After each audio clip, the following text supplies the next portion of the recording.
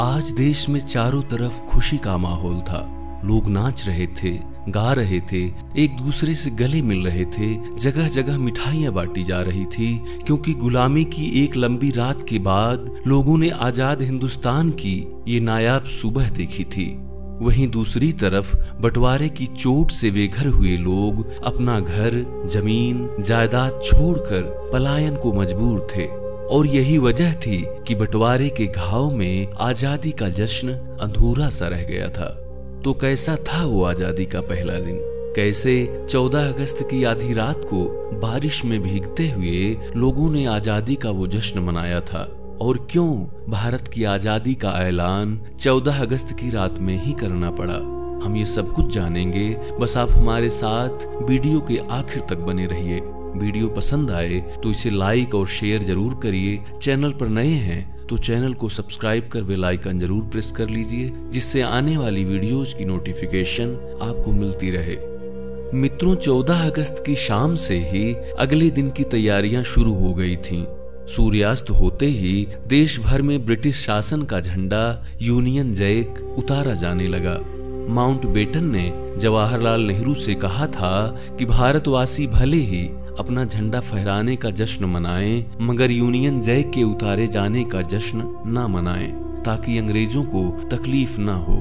इधर मद्रास के नटराज मंदिर से पीताम्बर और दूसरी पवित्र चीजें लेकर कुछ साधु दिल्ली आए थे। उनका भव्य जुलूस यार्क रोड से 17 नंबर के सादे बंगले की ओर बढ़ रहा था, ताकि जवाहरलाल नेहरू को आशीर्वाद दिया जा सके, जिनके हाथों में कल से पूरे देश की बागडोर होगी। हालांकि जवाहरलाल नेहरू की धर्म में कोई रुचि नहीं थी, जिसका जिक्र वो खुद कई बार कर चुके थे, किंतु फिर भी उन सन्यासियों ने उन्हें पीताम्बर पहनाया, दूसरी पवित्र चीजों से सजाया और माथे पर भभूत और चंदन लगाए, ताकि उन्हें स्वतंत्र भारत की समस्याओं से निपटने की ताकत मिले। उधर नेहरू ने माथे से भभूत और चंदन पोंछकर खाना खाया ही था कि अचानक उनके फोन की घंटी बज उठी। उस समय वहां उनकी पुत्री इंदिरा और मेहमान पद्मजा नायडू मौजूद थी। ये फोन लाहौर से आया था, जो अब से कुछ ही घंटों में पाकिस्तान का हिस्सा बनने जा रहा था। नेहरू जी बात करके आए तो उनका चेहरा मुरझाया हुआ था, उनकी आंखों में आंसू थे।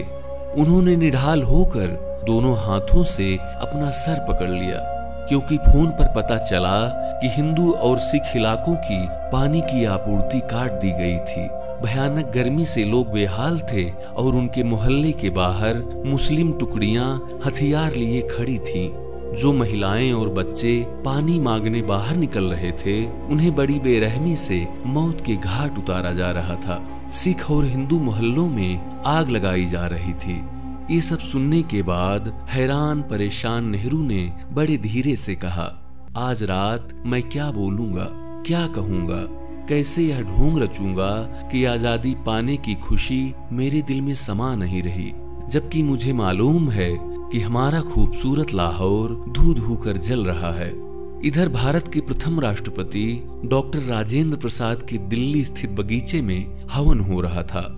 वहां स्वतंत्र भारत में पहली बार मंत्री पद संभालने वाले माननीय मौजूद थे। मंत्रोच्चार के बीच सभी ने हवन कुंड की परिक्रमा की।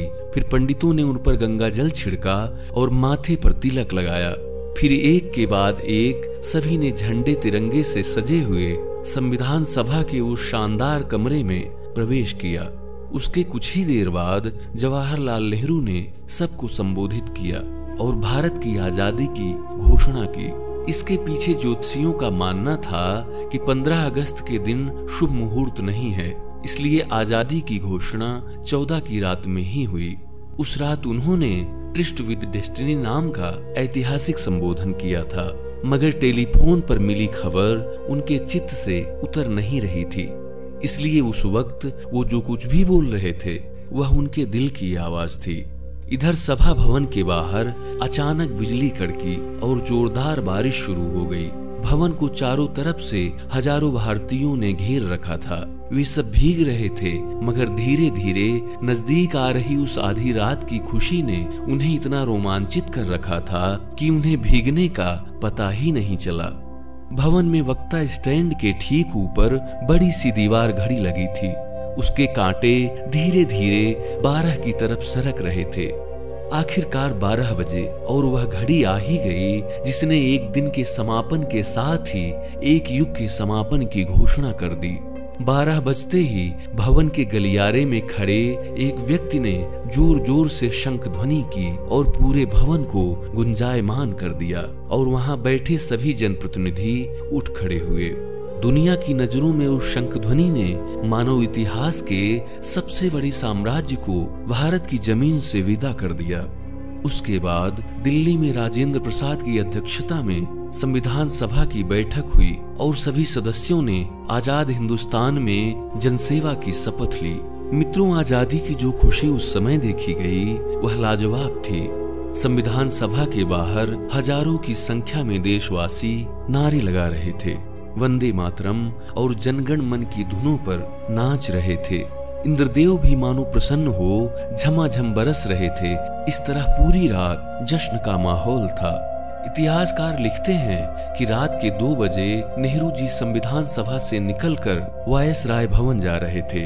भीड़ उनके पीछे चल पड़ी। किसी को नहीं पता कि क्या हो रहा है।